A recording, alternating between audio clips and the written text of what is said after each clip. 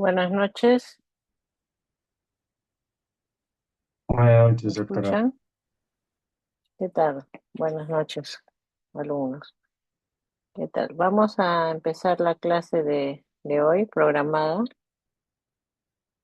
Voy a compartir pantalla. Por favor, me confirman, ¿ya?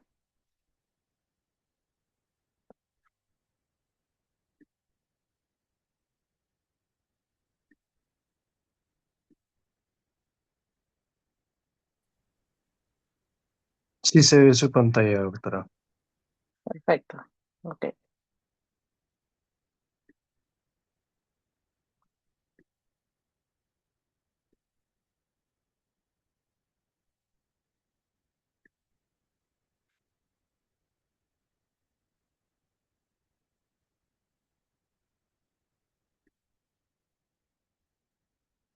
Bien, bien, alumnos. El día de hoy vamos a tratar un tema que es de mucha importancia por el motivo de que es un motivo de consulta frecuente en las salas de ginecología, tanto en consultorio y más en las salas de emergencia. Por tanto, el día de hoy vamos a hablar sobre el sangrado uterino anormal, ¿no? En esta oportunidad vamos a tocar algunos puntos como son las definiciones, epidemiología, así como la clasificación FIGO, eh, que nos marca la etiología, la evaluación clínica que tenemos que tener con este tipo de pacientes, un enfoque diagnóstico y los exámenes auxiliares y algunos manejos terapéuticos dependiendo de la causa. ¿Ok? Entonces, empezamos con la definición, ¿no? Eh, el sangrado uterino anormal es el término general utilizado para describir cualquier variación sintomática de la menstruación normal, ¿no?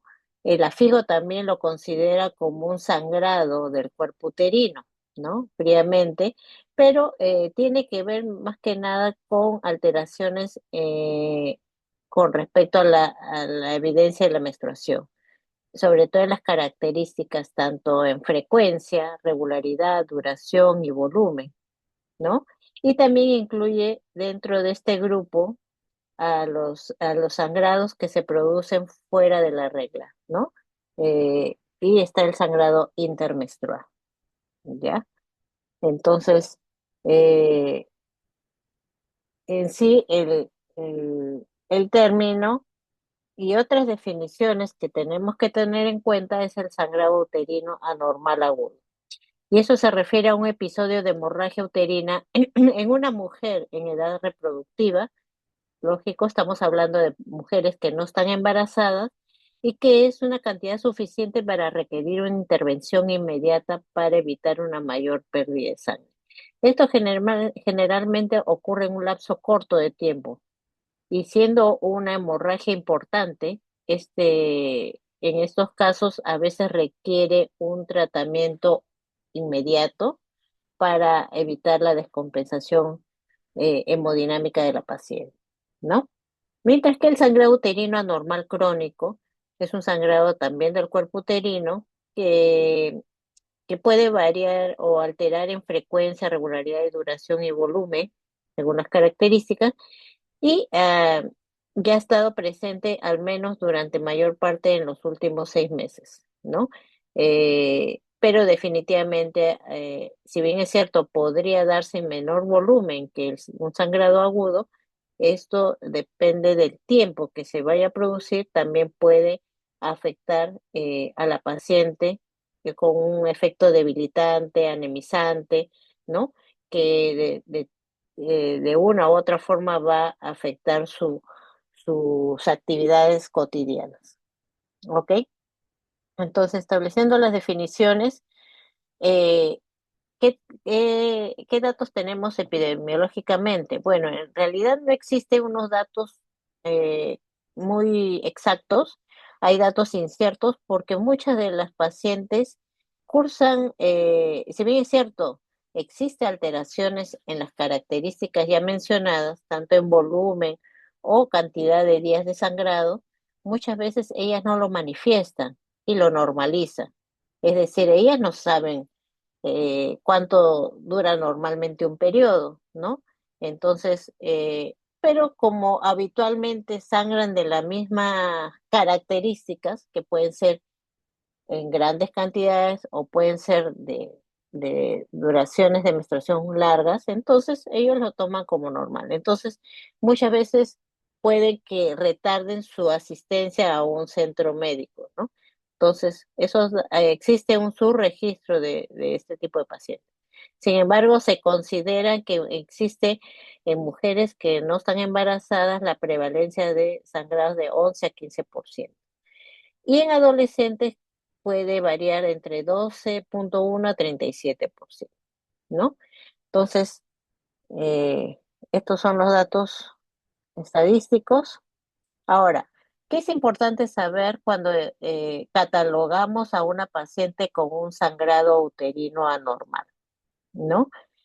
Es importante primero definir que cuando estamos frente a la normalidad. Entonces, ha habido variaciones con respecto a establecer los cortes, ¿no? Pero según la FIGO en el 2011 se establecieron estos y fue revisado en el 2018 también, ¿no? Y nos vamos a basar en eso, ¿no? En cuanto a los descriptores de la menstruación, en frecuencia podemos decir que los límites de normalidad pueden variar entre 24 a 38 días, ¿no? En duración, no exceder a los 7 días, o sea, hasta 7 días, menos, igual o menos de 8 días. En duración de la menstruación, la regularidad puede ser de menor a 7 o a 9 días. Esto, la regularidad se refiere principalmente cuando nosotros tomamos, digamos, los ciclos más cortos o los ciclos más largos, ¿no? Existen mujeres que por decir nos dicen soy irregular, ¿no? Entonces, ¿a qué le llaman irregular? Porque me debió venir el primer día del mes y me vino el 30 o me vino el día 5, entonces, acá, según ya establecido, existen fechas de corte, ¿no? Si yo tengo un ciclo que me duró 28 días y el otro ciclo me duró 40 días, entonces hay una diferencia entre el ciclo más corto y el ciclo más largo, estamos hablando de 12 días, ¿no? Entonces, así sí está excediendo, ¿no? La regularidad. A esa paciente sí le podemos decir si realmente es irregular, ¿no? Es importante hacer la salvedad a las pacientes porque muchas veces dicen, yo soy irregular por solo el hecho de no arreglar el mismo día del mes. Ojo, los meses son de diferente duración. Hay meses de 28 días, de 30, de 31 días, entonces de mes a mes puede variar. Lo más recomendable es que uno le diga a las pacientes que marquen un calendario los días sangrados y nosotros ya en consulta podemos establecer el tiempo de duración de cada ciclo, ¿no? Eso también nos ayuda un poco también a dar consejerías de planificación familiar o por el contrario también dar consejería para concepción, ¿no? Entonces, es importante ese dato que sea lo más preciso posible, ¿no? Entonces, ya estamos hablando de frecuencia, duración de la menstruación, la regularidad. Ahora, ¿cuándo tomar 7 días? Generalmente, o cuándo tomar 9 días, ¿no? Usualmente los extremos de la vida, que son las pacientes adolescentes o las pacientes perimenopáusicas, tienden a tener una irregularidad, o entre comillas, ¿no? O la diferencia entre ciclos puede ser un poquito mayor. En ese caso lo tomamos de 9 días. Pero en mujeres en edad fértil, entre 21 y 40 años, podríamos tomar un rango hasta 7. ¿Ok? En cuanto al volumen, ¿no? El volumen se dice que si el volumen de la menstruación a lo largo de un periodo excede los 80 milímetros, puede contribuir a una anemia a este tipo de paciente. Entonces, esa es la fecha de corte.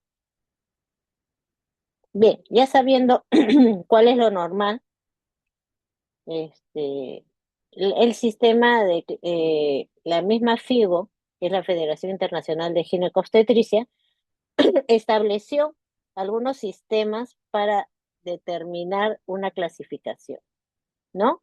Inicialmente, este, la FIGO estableció el sistema FIGO 1, que se basa más que nada en las características de la regla, ¿no? Menorragia, hablaban de menorragia en términos de un sangrado, una menstruación, digamos, aumentada, ¿no? O una metrorragia cuando decían que es un sangrado que no solamente duraba durante la menstruación, sino excedía a los días de regla, ¿no? Metro de matriz, ¿no? Y metrorragia, ¿no?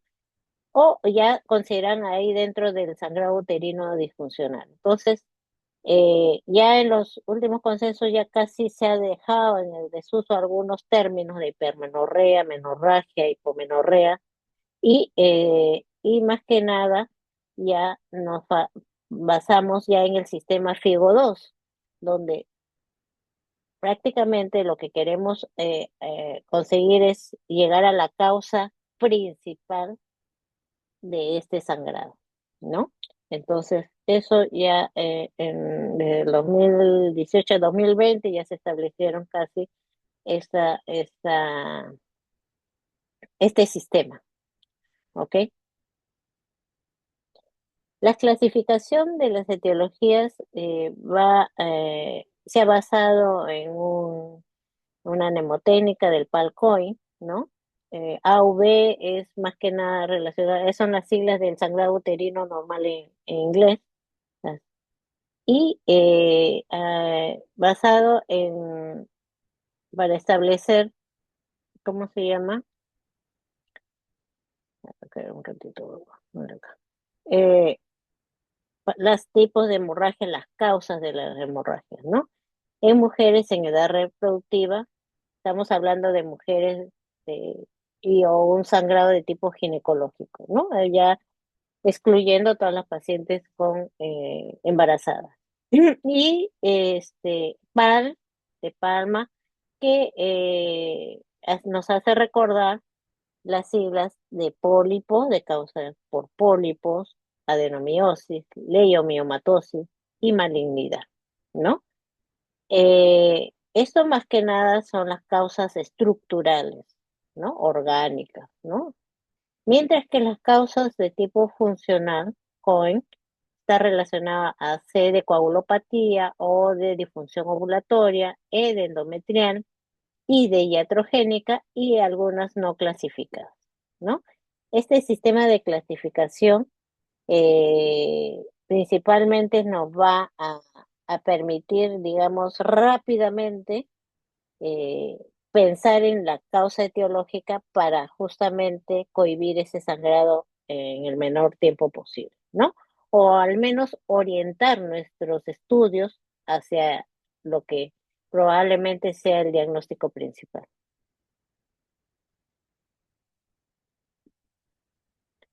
Entonces, el AUB T siempre se coloca la causa, o al menos la sigla, que es el pólipo, que son tumores epiteliales localizados y que incluyen los de la cavidad endometrial y el canal cervical. Es decir, son, los pólipos son como tejidos sésiles, ¿no? Que pueden estar ubicados tanto en el cuello como en el cuerpo del útero. Estos de por sí son vascularizados, ¿no? Tienen una vascularización y fácilmente pueden sangrar. No solamente al roce pueden sangrar, sobre todo los que están los más externos posible pueden sangrar al roce, pero los internos a veces de por sí pueden condicionar que durante la menstruación se pueda exacerbar, como son más vascularizados, originar un mayor sangrado, ¿no? Por el momento, la FIGA los clasifica como pólipos presentes o ausentes según lo definido por una histerosonografía, ¿no? Que viene a ser como una ecografía con una solución salina que nos va a permitir ver todas las imágenes de adición dentro de la cavidad uterina, ¿no?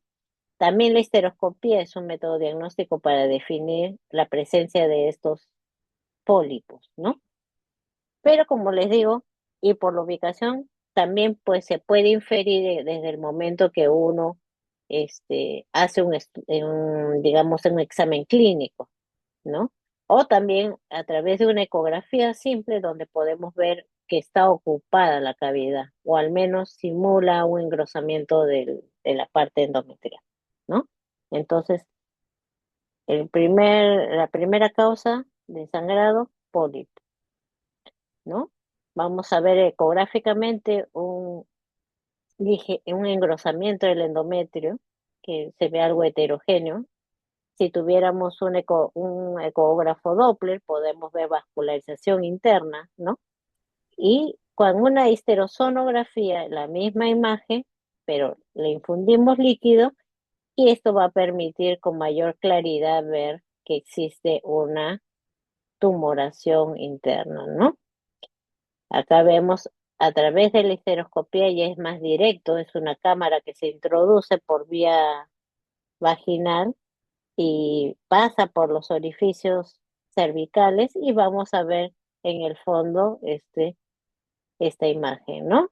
Característica de un pólipo donde existe cierta vascularización. A diferencia del el mioma, pues podemos encontrar una vascularización generalmente central, ¿no? Ahora, lógico, existen pólipos que también, la mayoría de los pólipos son benignos, ¿no? Casi más del 90%. Sin embargo, de todas maneras, de acuerdo al tamaño si estos se producen en unas personas de edad avanzada, se recomienda y con mayor frecuencia extirparlos, ¿no? La otra causa es la adenomiosis, ¿no? Es la presencia de glándulas de tipo endometrial, ¿no? Usualmente las células endometriales están en la cavidad interna, la más interna del útero, pero en este caso, estas invaden la zona del miometrio, ¿no? Y un diagnóstico que tradicionalmente, digamos, el diagnóstico definitivo lo va a dar la anatomía patológica, ¿no? Nosotros podemos sugerir a través de una ecografía, ¿no? Inclusive ya la tomografía, las resonancias también nos ayudan a hacer más evidente, ¿no? Este tipo de patología, pero digamos ¿cómo se llama? La, el diagnóstico anatomopatológico es que nos va a, a dar, digamos, el diagnóstico definitivo, ¿no? ¿Y en qué usualmente, por qué produce sangrado este tipo de patologías? ¿No? Afecta los mecanismos usualmente de control de hemostasia, se dice en el momento de la menstruación, y como aparentemente depende de un desbalance entre estrógenos y progesterona, puede favorecer el hecho de, ¿cómo se llama? En estos estados, favorecer el sangrado abundante, ¿ok? Entonces, se ve que también la adenomiosis es una causa de sangrado uterino enorme. L se refiere a las leiomiomatosis o fibromatosis o miomatosis, son los diferentes términos que tiene este tipo de patología y tal vez es la causa principal de sangrados uterinos, ¿no? Son neoplasias benignas provenientes de músculo liso y es el tumor más común en la etapa fértil, ¿no? De 20 a 40% y pueden llegar a un 70% en algunos casos, porque muchas veces las pacientes tienen leiomiomatosis, pero no necesariamente son sintomáticas, ¿no? Y eso vamos a ver y cuando revisemos en algún momento la leiomiomatosis, va a depender de la ubicación, del tamaño, para originar ciertas sintomatologías, ¿ok? Los tipos de mioma o leiomiomatosis pueden ser submucosos cuando ocupan la cavidad interna del útero, ¿no? Intramurales cuando están en la parte muscular principalmente, o subserosos cuando están por fuera, ¿no? Eso también es como un subseroso, pero pedunculado. ¿Ah? Ahora, existen ya clasificaciones con respecto a al tipo de miomas y generalmente están relacionadas a la ubicación. Y eso también la FIGO lo estableció, ¿no? Cuanto más internos va del tipo cero, donde toda el 100% del mioma está en la cavidad uterina, dentro de la cavidad, ¿no? El tipo 2 el tipo uno perdón, cuando si bien es cierto, ya hay, ya entra al miometrio, pero la mayor parte está dentro de la mucosa endometrial, ¿no? El tipo 2 es cuando más del 50% está en el miometrio, menos del 50% en la cavidad endometrial, ¿no? Entonces, como ven, por la ubicación, el acceso más, digamos, el mejor acceso para el tratamiento de esta patología es por vía vaginal, ¿no? Vía histeroscópica, ¿no? Y se pueden extirpar. Mientras que los que están más allá, que son el tipo 3 el 4 5 entonces ya están en más, es dentro de la musculatura, ¿no? Entonces ya, digamos, el acceso es limitado por esta parte, ¿no? Ya si tendríamos que hacer un tratamiento de extirpación, por ejemplo, tendría que ser vía abdominal. Entonces, el 3 si bien es cierto, ya hay un contacto con el endometrio, pero no lo invade. Es eminentemente mural. El 4 ya no tiene ni contacto con el endometrio ni con la serosa y es muscular. El 5 ya hay una, digamos, porción en la serosa, pero mayor parte es intramural. Y el 6 por el contrario, ya es más subseroso que intramural, ¿no? El tipo 7 ya totalmente es fuera eh, del miometrio, ¿no? Es subseroso pedunculado inclusive, ¿no? Y si ocupa estos miomas otras partes del útero, que no es el cuerpo, ya podemos decir que es un tipo 8, ¿ok? Entonces, esta clasificación también, si nosotros decimos sangrado uterino normal L, que estamos hablando de leiomyomatosis, entonces ecográficamente podemos definir, es un mioma tipo FIGO 3 4 5 y eso también se describe en la ecografía. Cuando hablamos de M, estamos hablando de malignidad, ¿no? Y eso se refiere más que nada ya a tumores que se presentan en la cavidad eh, eh, endometrial. Por ejemplo, la hiperplasia endometrial con atipia, ¿no? Si bien es cierto, todavía no es cáncer, pero es un precursor, ¿no? De un cáncer. El carcinoma de por sí, el endometrio, también está dentro de esta clasificación.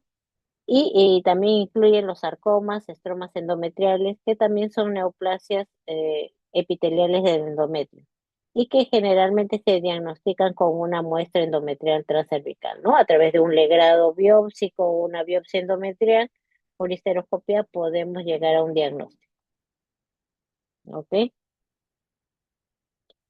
El AVC se refiere a la coagulopatía, ¿no? Usualmente este tipo de pacientes debemos sospechar cuando son personas jóvenes o niñas, ¿no? O adolescentes, ¿no? Que usualmente se refiere a presencia de alguna antecedente de coagulopatía, ¿no? o trastornos sistémicos de hemostasia. Dentro de eso están la enfermedad de von Willebrand o algún tipo de alteración en la coagulación o la misma púrpura, ¿no? Entonces tenemos que tener cuidado. Eh, Generalmente o inicialmente ustedes van a ver que hemos tocado PAN, que son las causas orgánicas, y eso es lo que principalmente debemos descartar. Cuando descartemos eso, ya nos vamos a las causas funcionales, y dentro de esos está. Si vemos una paciente joven, mm, hay que pensar que podría tener o que tenga antecedentes de petequias, ¿no? Podemos asociarlo a este tipo de causas. AVO se refiere a una disfunción ovulatoria y la disfunción ovulatoria ocurre cuando una mujer no está ovulando, ¿no? O tiene una ovulación poco frecuente, especialmente en los últimos años reproductivos. Experimente eventos lúteos fuera de fase. Dentro de esos están aquellos trastornos que originan sangrado y que tienen que ver con una alteración en la función del eje hipotálamo hipófisis, ¿no? Ahí, dentro de este grupo, también podemos a considerar a las pacientes con síndrome ovario poliquístico, que recuerden que es una causa frecuente de anovulación y de infertilidad también, ¿ok? El AVE se refiere a causas endometriales, ¿no? Y dentro de las causas endometriales se refiere principalmente en mujeres con menstruaciones predecibles o cíclicas que sugieren una ovulación normal y que tienen un sangrado uterino normal, ¿no? Muy a menudo la causa de dicho sangrado es un trastorno primario de endometrio. Dentro de este grupo debemos tener en cuenta que existe, es cuando son alteraciones propias del endometrio, ¿no? Eh, Recuerden que eh, ya siguiendo su clase de fisiología de la fase secretora, ¿no? Para que se produzca la menstruación existen algunos procesos de vasoconstricción que inducen un poco a la deficiencia temporal de oxígeno, necrosis del tejido endometrial, que cuando no se produce el embarazo, va a permitir una caída homogénea del endometrio, ¿no? Existen factores moleculares que dicen que afectan ese proceso y van a originar un sangrado, ¿ok? Entonces, dentro de ese grupo tenemos las causas endometriales. Las causas y o causas iatrogénicas se refiere a todas aquellas que tienen que ver con las terapias relacionadas con esteroides, análogos de GnRH, inhibidores de aromatasa, moduladores selectivos de estrógenos, que de una u otra forma se utilizan para tratamientos de infertilidad, para tratamientos de reemplazo hormonal, ¿no?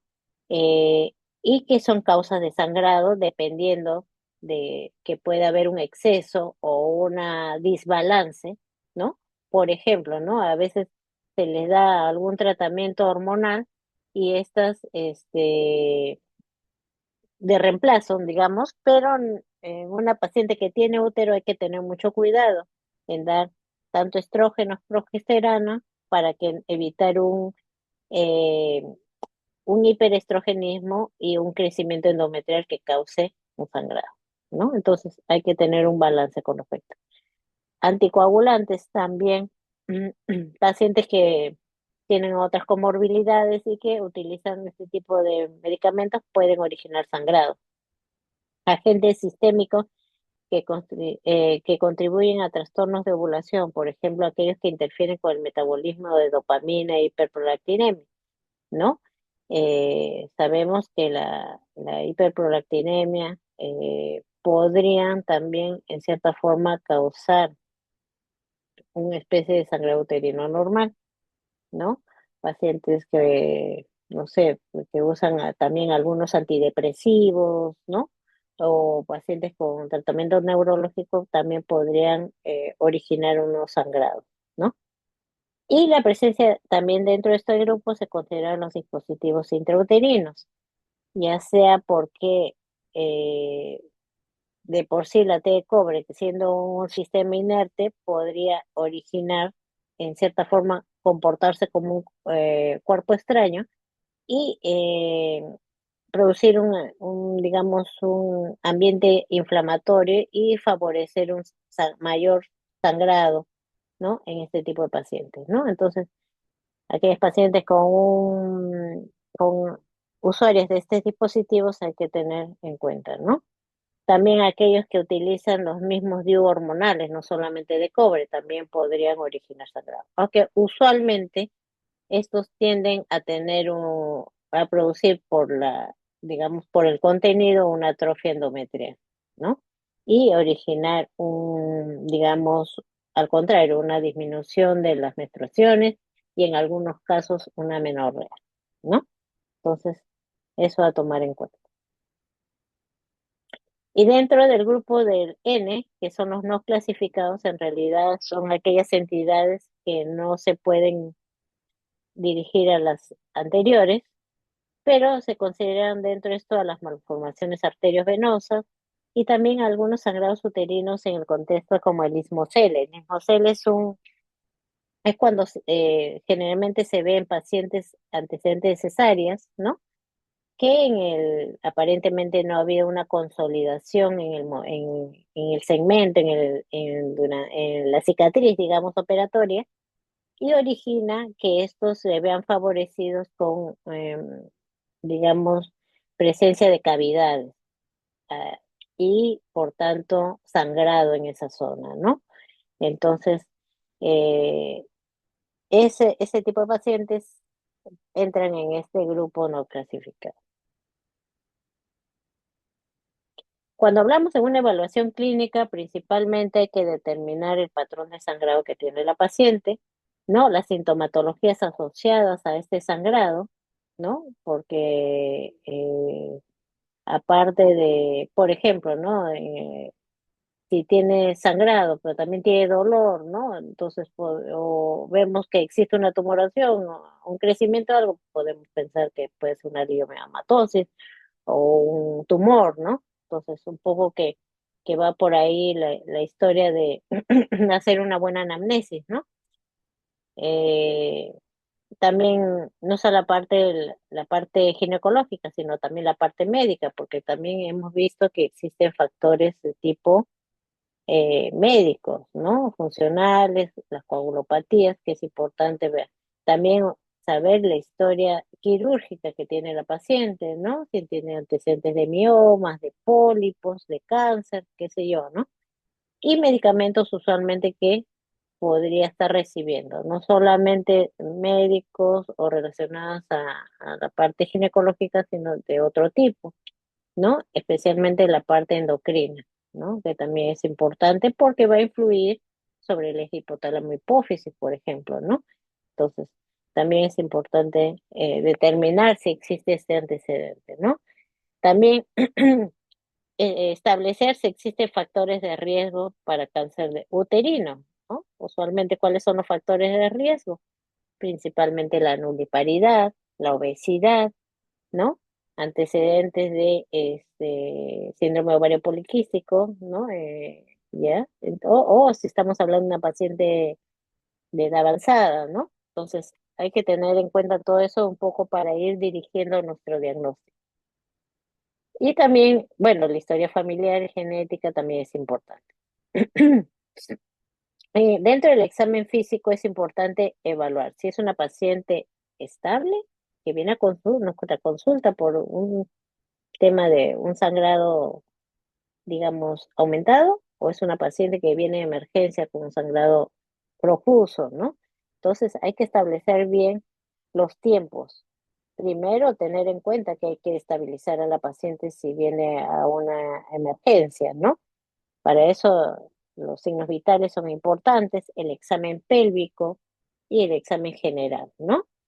Con, digamos, claro, un poco dirigido a la causa etiológica del sangrado, ¿no? Inicialmente deberíamos descartar si estamos hablando de una paciente en edad reproductiva, descartar un embarazo, ¿no?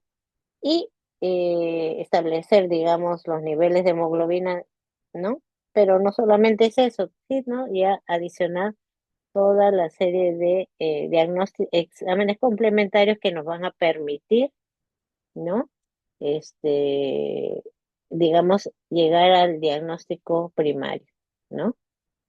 Ah, en- eh, con el examen inicial vamos a determinar, es una paciente que podemos manejarla sin ningún problema y tomarnos nuestro tiempo para hacerle todos estos análisis, o es una paciente que requiere primero una estabilización. Entonces, hay que tener en cuenta y en algunos casos es importante considerar transferirla a una unidad de cuidados intensivos cuando viene una paciente en shock, ¿no? Hipovolémico. Entonces, eso es importante establecer. Si está compensada, sí, paso y me doy mi tiempo para hacerle todo lo demás. Si no, primero le estabilizo y luego paso a hacerle el estudio correspondiente. ¿Ok? Dentro de los exámenes auxiliares, consideramos la prueba de embarazo, hay que excluirlo, el hemograma completo, hemoglobina, hematocrito, no solamente para ver ¿cómo se llama? El nivel de hemoglobina, también establecer otros parámetros como plaquetas, ¿no? Que también tiene que ver con la coagulación.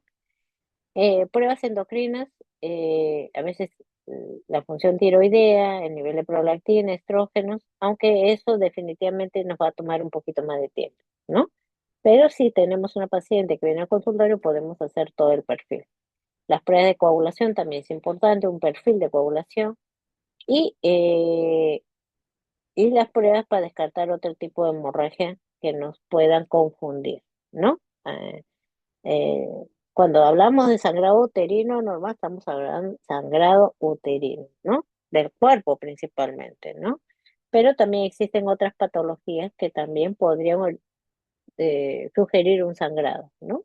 A nivel vaginal, a nivel cervical, que también debemos identificarlo. Los estudios de cavidad endometrial que ya nos van a permitir ver algo orgánico, principalmente la ecografía, ¿no? La biopsia en el caso de que estemos sospechando de una hiperplasia o un cáncer, o la hidrosonografía o la histeroscopia que nos vaya a permitir, digamos, evaluar la cavidad uterina, ¿no? Y como vemos, dentro de la cavidad podemos encontrar pólipos, podemos encontrar miomas, podemos encontrar una hiperplasia o un cáncer de endometrio, que son las causas de sangrado principalmente. Ese es un pólipo, ¿no? Pólipo, aparentemente. Hay una leve líquido lámina que un poquito nos separe que podemos evidenciarlo, ¿no? Acá está mucho más nítido con una esterosonografía o hidrosonografía.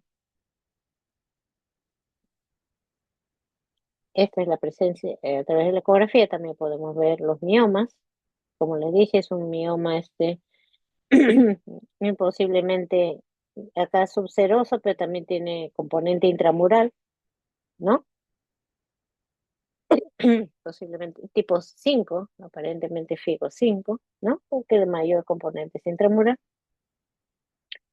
Y también podemos ver un mioma a través de una histeroscopía. Este es un mioma que, eh, digamos, casi un poquito más del 50% está dentro de la cavidad, ¿no? Entonces estamos hablando de un mioma tipo 1, ¿no? No está completo, hay invasión miometrial, pero la mayor parte. Y también se puede tratar vía histeroscópica. Aparte ya teniendo en cuenta ya, digamos, una sospecha diagnóstica, podemos ya, o establecer el diagnóstico, podemos paralelamente dar un tratamiento, ¿no? Si aún está en proceso, podemos iniciar con antiinflamatorios, definitivamente los inhibidores de la COX-1, 2, que en cierta forma van a inhibir también las prostaglandinas, que tiene un efecto endometrial sobre el sangrado, nos va a ayudar, ¿no?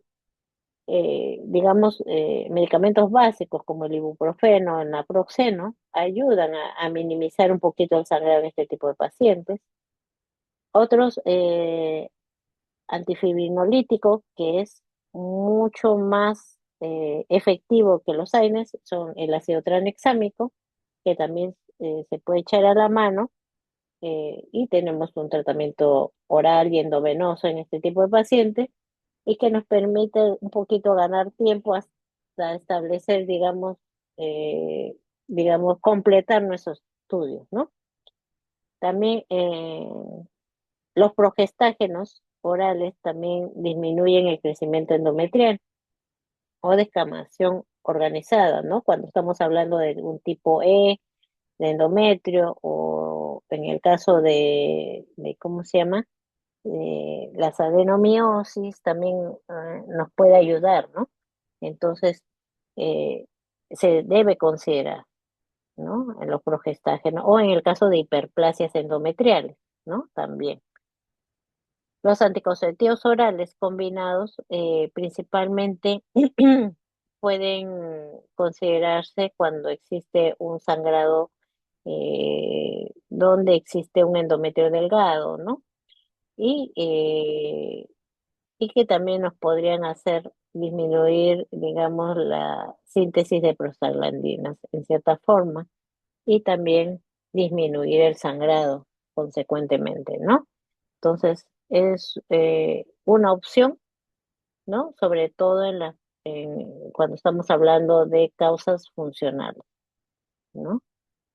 El danazol induce también a la atrofia endometrial por efecto androgénico, pero no se debe usar por mucho tiempo porque prácticamente vamos a bloquear el eje hipotálamo hipófisis, ¿no? Entonces, a pesar de que nos calma el sangrado, podemos tener otros efectos propios de la menopausia, por ejemplo, ¿no? Entonces, hay que tener mucho cuidado con el uso prolongado de este tipo de medicamentos, ¿no?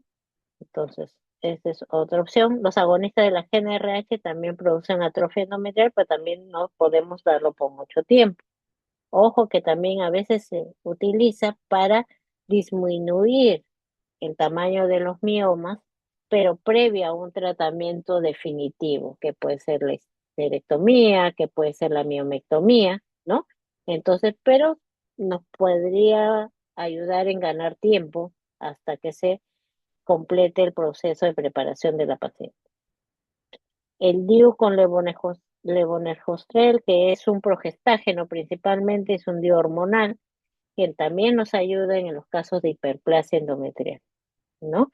Entonces, disminuye el grosor endometrial sustantivamente y también por consecuentemente va a disminuir el sangrado, ¿no? Esos son más o menos el arsenal que se podría, eh, médico que podríamos utilizar en algunos tipos de pacientes. Pero también tenemos el tratamiento quirúrgico, ¿no? Uno es la dilatación y legrado, que está indicado principalmente cuando hay hemorragias intensas, ¿no? En pacientes posmenopáusicos, pacientes que uno piense que también hay una causa, eh, digamos, neoplásica, como la adenocarcinoma endometrio. No solamente nos va a ayudar a un tratamiento, digamos, de supresión del sangrado, sino también nos permite llegar a un diagnóstico, ¿no? Entonces, si es que a pesar del tratamiento hormonal inicial, ya sea pensando en una hiperplasia simple o considerar siempre el legrado, ¿no? Eh, en pacientes jóvenes, generalmente esto se deja de lado por el tema de que no han tenido relaciones sexuales, pero en casos, digamos, ya digamos, que no se tiene el diagnóstico, hay que ver el costo-beneficio y conversar con la paciente y el familiar, ¿no? O a veces son personas eh, jovencitas, ¿no? Entonces hay que ver con los familiares si es que otro tipo de prueba no nos permite llegar a un diagnóstico, ¿no? También existen técnicas de destrucción endometrial, eh, digamos, cuando es persistente el sangrado, ¿no? Y sabemos que estamos hablando endometrio, eh, digamos, hiperplásico o endometrio basal funcional con trastornos moleculares que originan ese sangrado, también la ablación es una posibilidad, ¿no? Destruye la capa basal y evita ya el crecimiento, ¿no? Eh, También es importante a la par dar un tratamiento médico con este tipo de técnicas, ¿no? Y los otros intervenciones quirúrgicas ya son sobre el mismo útero, si ya tenemos un diagnóstico de pólipos, una polipectomía o una miomectomía, una histerectomía subtotal, ¿no? Porque estamos hablando de tumores benignos, ¿no? O una histerectomía total o radical, si ya estamos hablando de, digamos, miomatosis gigantes o, digamos, tumores potencialmente malignos, ¿no? Entonces, eso se debe considerar dependiendo del caso.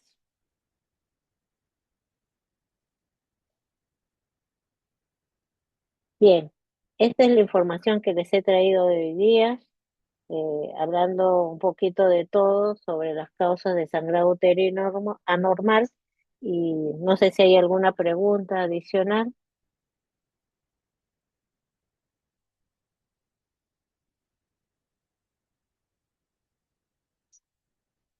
¿Hay alguna pregunta? ¿Todo comprendido? Todo claro, doctora. Muchas gracias. Ok, bien.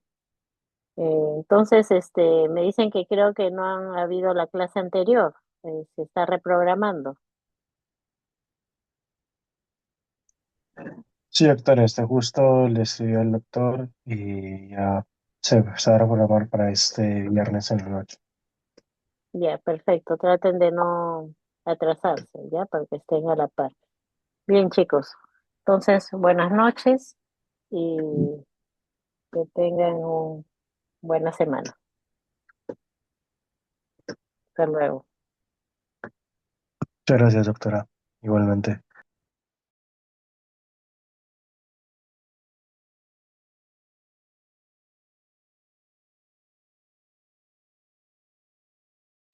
Disculpen, en las anteriores clases le han pasado el QR para la asistencia. No, doctora, se han acumulado dos y el doctor Giovanni me comentó que iba a proyectar el que está pendiente y el de hoy. Ya. Bueno, a ver, trate de comunicarse con él entonces. Ya. Que les vaya bien, cuídense, hasta luego.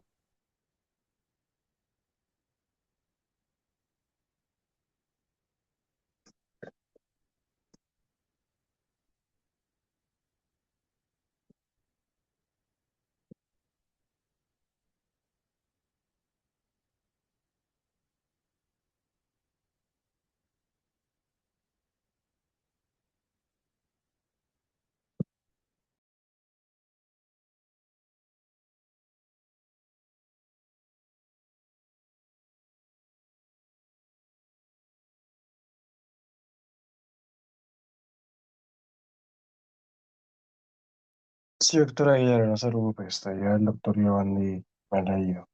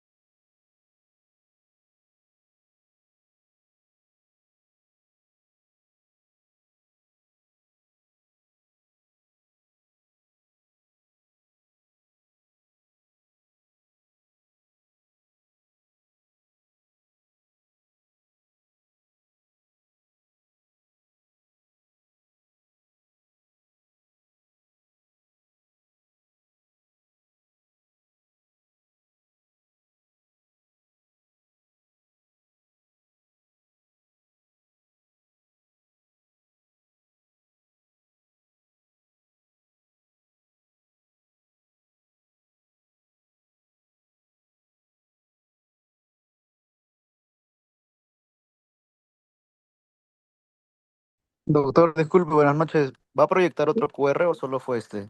No, solo este nomás, porque buenas noches. No puedo actualizar el anterior, así que vamos a tomar en cuenta la encuesta firmada o llenada. ¿Sí? Ah, ok, entonces solo hubo un QR, hermano, doctor. Sí, correcto, uno solo. Muchas Ya, ya, gracias. doctor. Gracias, gracias. Buenas noches. Hasta luego.